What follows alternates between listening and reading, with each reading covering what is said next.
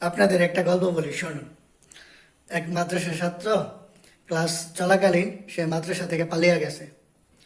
এখন সে পালায়া সারাদিন বাইরে ঘুরছে, তার মন মতো ইচ্ছা যা করছে করছে।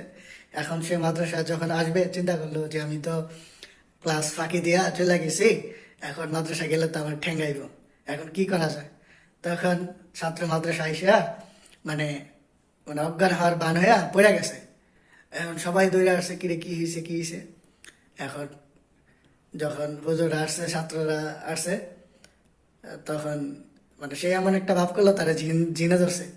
সে যখন প্রশ্ন করে, আহ, কোথায় গেছিল, হুজুরা যখন তারা প্রশ্ন করে কোথায় গেছিলি, ক ওই কথা কইস্তা, আমি জিন, আমার জিনে ধরছে, এই আর কি।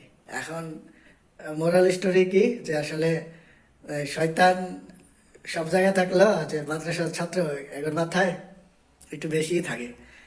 দেখেন, সে মাদ্রাসা থেকে বাঁচার জন্য আর কি সে কত অভিনয় করলো যে হুজুর আমার জিনে ধরছে। সে বুঝবাজ দিয়া সে এবারে মতো বাইচা গেছে আর কি।